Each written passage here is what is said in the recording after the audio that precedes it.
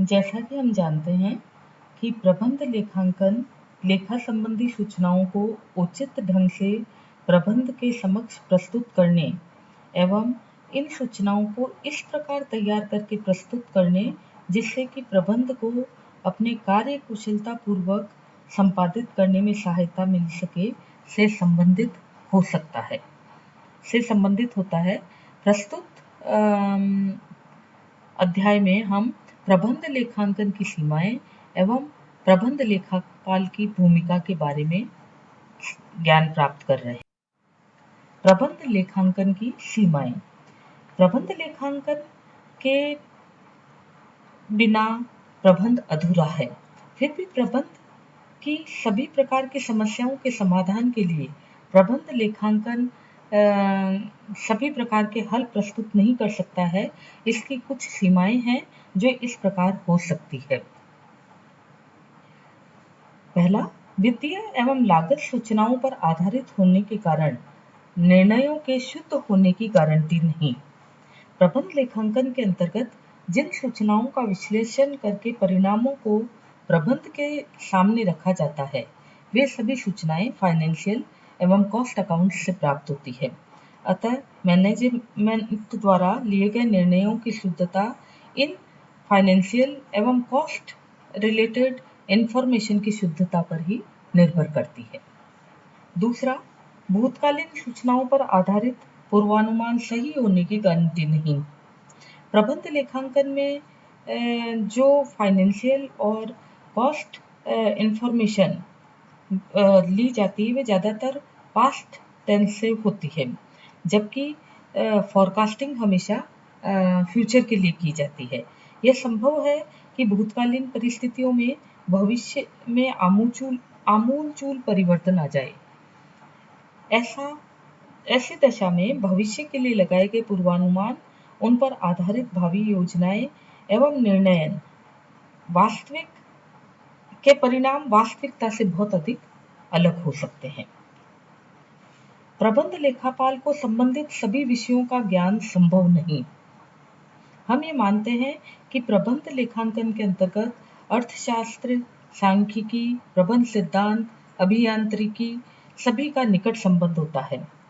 अतः लेखांकन से वांछित लाभ उसी दशा में प्राप्त हो सकते हैं जबकि प्रबंध लेखापाल को इन सभी विषयों का सफिशिएंट नॉलेज हो, जो कि आज के स्पेशलाइजेशन के युग में संभव नहीं है।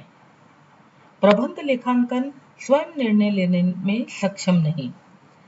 प्रबंध लेखापाल द्वारा प्रबंध को प्रस्तुत की गई विश्लेषित एवं निर्वाचित सूचनाओं के आधार पर ही सामान्यतया अधिकतर प्रबंधकीय निर्णय लिए जाते हैं।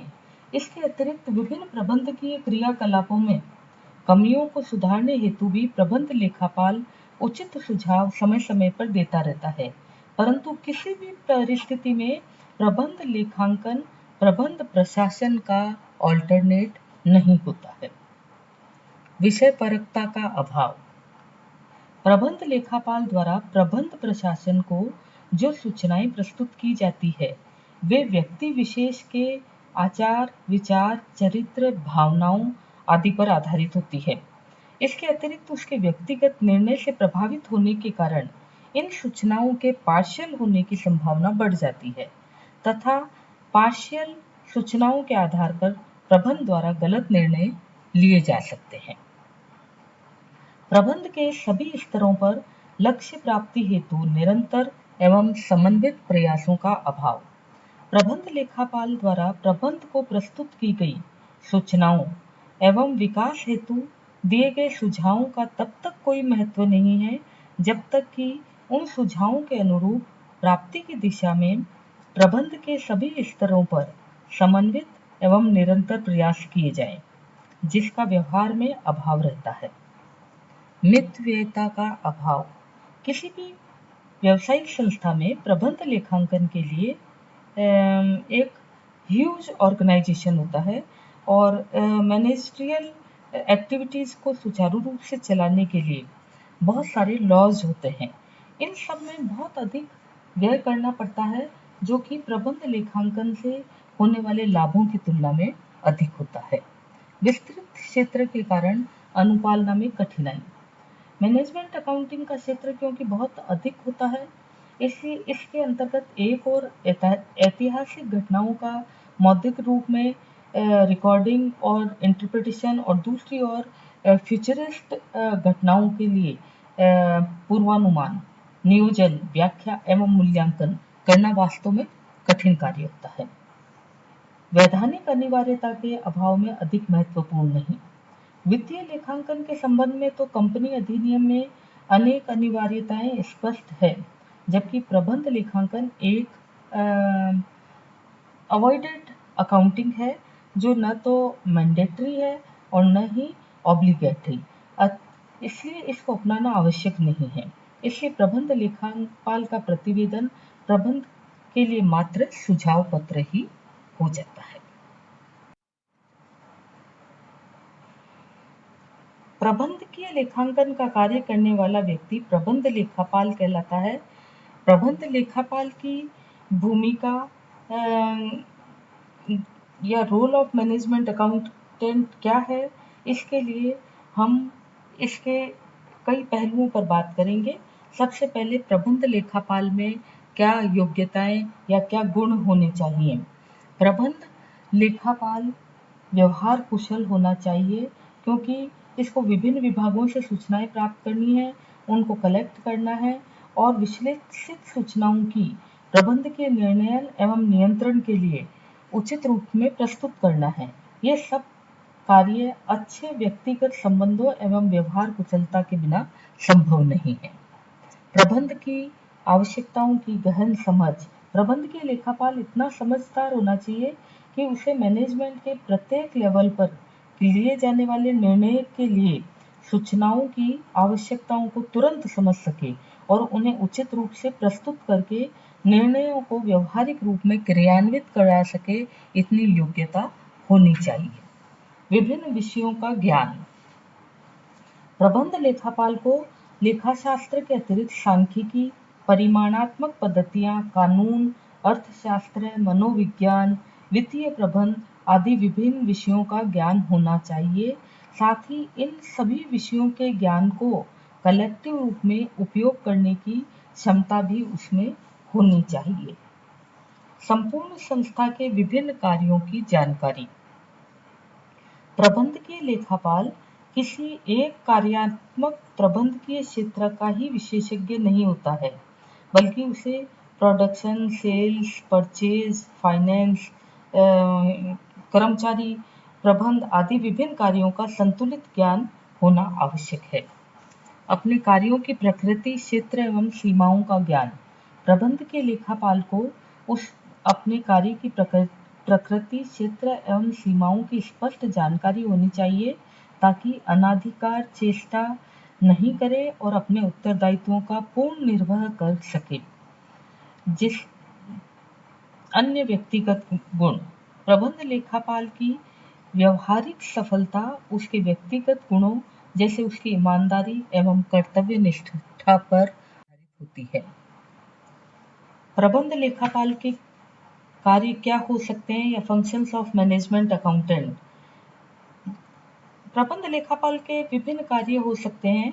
प्रबंधकों के विभिन्न कार्यों हेतु आवश्यक सूचनाएं एकत्रित करना, प्राप्त सूचनाओं को प्रबंधकों के लिए सरलता से समझने योग्य प्रारूप में अरेंज करना, प्रबंधकों की आवश्यकता अनुसार इन सूचनाओं का विभिन्न तकनीकों की सहायता से विश्लेषण एवं निर्वचन करना, संबंधित प्रबंधक को उचित प्रारूप में आवश्यक रिपोर्ट देना, संस्था की लेखांकन पद्धति का चयन करना, प्रयुक्त करना और उस पर कंट्रोल करना, संस्था के वित्तीय लेखा विवरण समय समय पर तैयार करना, उनका एनालिसिस करना, उनका इंटरप्रिटेशन करना, आंतरिक नियंत्रण पद्धति लागू करना, उस पर कंट्रोल करना, लागत लेखा पद्धति स्थापित करना, उस पर कंट्रोल करना, संस्था के कर संबंधी सभी तथ्यों का सुपरविजन करना और टैक्स प्लानिंग करना, संस्था की संपत्तियों की सुरक्षा, बीमा आदि की व्यवस्था करना, बजट नियंत्रण पद्धति के समन्वयकर्ता के रूप में कार्य करना, संस्था के वित्तीय एवं लागत लेखा संबंधी वैधानिक उत्तरदायित्वों की पूर्ति करना, संस्था के सभी स्टैटिस्टिकल रिकॉर्ड तैयार करना और उनकी रिपोर्ट देना, बजट मार्गदर्शिका, वित्तीय एवं लागत लेखांकन मार्गदर्शिका यानी budget guideline, financial and cost accounting guideline तैयार करना और आवश्यकता अनुसार सरकारी एजेंसी को रिपोर्ट भेजना, व्यावसायिक सफलता या असफलता में बाह्य कारणों के प्रभाव का इंटरप्रिटेशन करके उसके संबंध में रिपोर्ट देना आदि प्रबंध लेखापाल के कार्य हो सकते हैं। किसी भी संस्था में प्रबंध लेखापाल की स्थिति उसके व्यक्तिगत चरित्र एवं संस्था की प्रबंध के प्रारूप पर निर्भर करती है। प्रबंध लेखापाल के कर्तव्य क्या हो सकते हैं? एक संस्था में प्रबंध के लेखापाल को बहुत से कार्य करने होते हैं। उनमें से महत्वपूर्ण कार्य प्रबंधकों को आवश्यकतानुसार सूचनाएं एकत्र करके उनका उचित विश्लेषण एवं निर्वचन करने के पश्चात प्रबंध के समक्ष प्रस्तुत करना होता है। अतः प्रबंध के लेखापाल का मूल कर्तव्य है कि वह अपने सभी कार्यों को यथाविधि प्रबंधकों की आवश्यकतानुसार समय पर संपादित करे, ताकि प्रबंधकों द्वारा नीति निर्धारण, निर्णयन एवं नियंत्रण आदि प्रबंधकीय कार्यों को कुशलतापूर्वक समयानुसार निपटाया जा सके। इसके अलावा कुछ कर्तव्य यह हो सकते हैं कि वह कार्य निष्पादन इस प्रकार करे जिससे संस्था पर बहुत अधिक आर्थिक भार न पड़े।